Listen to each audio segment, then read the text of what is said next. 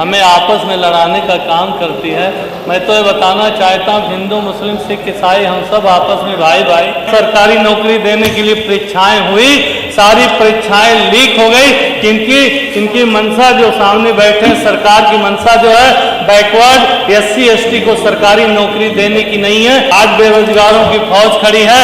बेरोजगार आज कितना परेशान है, कितनी की शादी टूट गई, कितनी बहनों की शादी टूट गई। इस आशा में कि अगर नौकरी मिलेगी, सरकार नौकरी देगी तो हमारी बहन की शादी हो जाएगी, हमारी शादी हो जाएगी। और किसान अगर 1 लाख का कर्ज लिया है तो तहसील वाले उसको उठाकर और मतलब कितना परेशान करते हैं। लेकिन यहाँ तो तमाम कई हजार जो है कर्ज लेकर भगोड़े भाग गए, वो देश को छोड़कर भाग गए, उन पर सरकार कोई कार्रवाई नहीं कर रही है। ये अच्छे दिन लाने की बात कहे थे, अरे अच्छे दिन नहीं, हमारे खराब दिन लौटा दे। गरीब बिल्कुल मतलब परेशान है क्योंकि नौकरी है नहीं, रोजी है नहीं।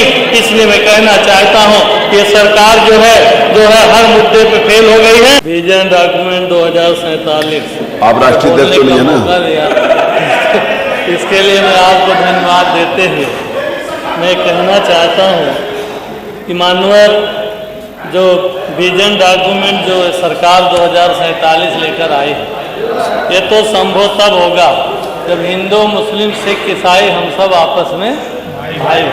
लेकिन ये सरकार भेदभाव पैदा करके और केवल अपनी सरकार बचाने के लिए हमें आपस में लड़ाने का काम करती है।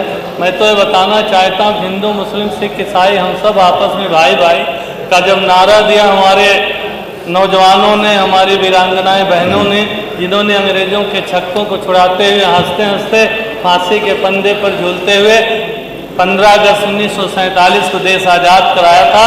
और धन्य बाबा BR अम्बेडकर साहब, जिन्होंने इस देश का पवित्र संविधान बनाकर इस देश के प्रथम राष्ट्रपति डॉक्टर राजेंद्र प्रसाद जी को सौंपने का काम किया। 1952 से इस देश में चुनाव होना शुरू हुआ और जब तक हिंदू मुस्लिम सिख ईसाई हम सब आपस में भाई भाई ये रीजन लेकर नहीं चलेंगे तो ये जो 2047 का जो इनका विजन डॉक्यूमेंट है फेलियर घोषित हो जाएगा। मैं बताना चाहता हूँ कि मेरे दुख में कि विकसित भारत, आत्मनिर्भर भारत, वो विकसित उत्तर प्रदेश ये कैसे संभव होगा जब हमें आपस में लड़ाने का काम करते हैं, भेदभाव पैदा करने का काम करते हैं। मैं बताना चाहता हूँ, अभी हमारे माननीय मंत्री जी एक बात कर रहे थे कि सपा की सरकार में आरक्षण की लूट हुई। लेकिन मैं बताना चाहता हूँ, धन्य बाबा BR अम्बेडकर साहब, जिन्होंने भारतीय संविधान में बैकवर्डों और शेड्यूल कास्ट शेड्यूल ट्राइब को आरक्षण देने का काम किए हैं, उसी के आधार पे जब इस प्रदेश, इस सूबे के मुख्यमंत्री श्री अखिलेश यादव जी थे तो उन्होंने बैकवर्डों और SC ST के भाई बहनों को सरकारी नौकरी देने का काम किया। लेकिन जो ये भाईचारे की बात नहीं करते, मैं कहना और बताना चाहता हूँ, जितनी सरकारी नौकरियां देने के लिए, यहाँ सरकारी नौकरी देने के लिए परीक्षाएं हुई, सारी परीक्षाएं लीक हो गई। इनकी मंशा जो सामने बैठे हैं, सरकार की मंशा जो है बैकवर्ड SC ST को सरकारी नौकरी देने की नहीं है। यहाँ तक कि जो मतलब आउटसोर्सिंग से नौकरी दे रहे हैं उसमें भी बड़े पैमाने पे भेदभाव किया जा रहा है। आज बेरोजगारों की फौज खड़ी है। बेरोजगार आज कितना परेशान है, कितनी की शादी टूट गई, कितनी बहनों की शादी टूट गई। इस आशा में कि अगर नौकरी मिलेगी, सरकार नौकरी देगी तो हमारी बहन की शादी हो जाएगी, हमारी शादी हो जाएगी, वो टूट गई। और मेरे दोस्तों, ये तो केवल ढोल का घोंसला है। किसानों, आज किसान की आर्थिक स्थिति कितनी दयनीय है। आज हर पूरा प्रदेश कर्ज के बोझ से दबा हुआ है और किसान दर दर ठोकर खा रहा है। और किसान अगर 1 लाख का कर्ज लिया है तो तहसील वाले उसको उठाकर और मतलब कितना परेशान करते हैं। लेकिन यहाँ तो तमाम कई हजार जो है कर्ज लेकर भगोड़े भाग गए, वो देश को छोड़कर भाग गए, उन पर सरकार कोई कार्रवाई नहीं कर रही। और मैं कहना चाहता हूँ कि आज किसानों की स्थिति बहुत दयनीय है। ये अच्छे दिन लाने की बात कहे थे, अरे अच्छे दिन नहीं, हमारे खराब दिन लौटा दे। आज महंगाई चरम सीमा पे है। आज महंगाई के कारण आज हर गरीब, वंचित, पीड़ित, पिछड़ा, दलित, हर सर्व समाज का गरीब बिल्कुल मतलब परेशान है क्योंकि नौकरी है नहीं, रोजी है नहीं। इसलिए मैं कहना चाहता हूँ कि सरकार जो है हर मुद्दे पे फेल हो गई है। का जो लोक कल्याण संकल्प पत्र 2017 और लोक कल्याण संकल्प पत्र 2022 आज 2025 चल रहा है।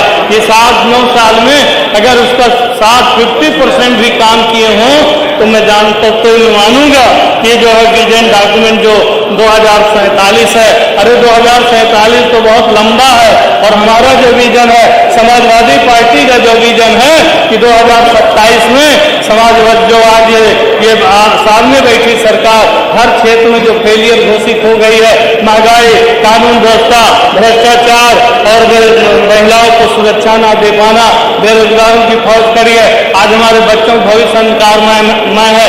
छोटे छोटे बच्चे आज जो है प्राथमिक विद्यालय जो है मर्ज करके आज हमारे बच्चों की शिक्षा छीनने का काम कर रहे हैं। और हम तो कहना चाहते हैं कि हमारा जो विजन है पूरा साफ है।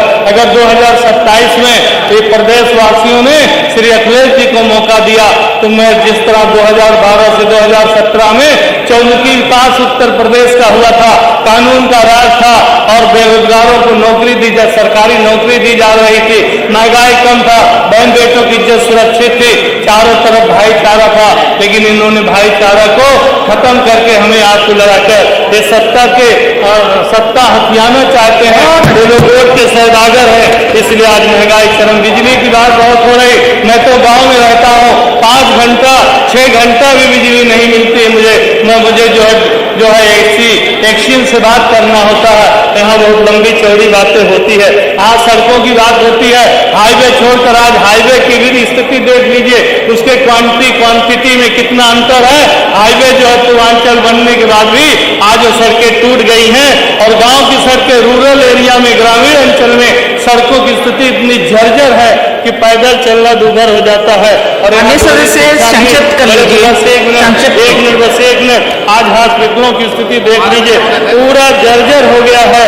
और इसलिए मैं लंबी बातें क्योंकि एक मिनट और मुझे दे दीजिए। मैं कहना चाहता हूँ कि माननीय मुख्यमंत्री जी चले गए, मैं कहना चाहता हूँ किस तरह भेदभाव ये हमारे माननीय सदस्यगणों के साथ की जाती है। त्वरित विकास योजना में 403 विधायकों से जो है प्रस्ताव लिया गया, लेकिन जितने हमारे माननीय प्रतिपक्ष के विधायक हैं माननीय सदस्य खत्म कर लीजिए। 5 करोड़ रुपया 6 मिनट हो गए आपके विकास के लिए नहीं दिया गया, तो कितना बड़ा भेदभाव है, ये कैसा अन्याय है हम विपक्ष के विधायकों के साथ। तो कैसा इनका 2047 का विजन, ये तो केवल एक छलावा है। मैं आपको धन्यवाद देते हुए माननीय चाहता हूँ कि मेरे यहाँ एक 4 लेन सड़क बनने की बात है, मैंने माननीय मुख्यमंत्री जी के हाथ में दिया था, लेकिन आज तक वो हुआ नहीं। लिखित में दे दीजिएगा। धन्यवाद।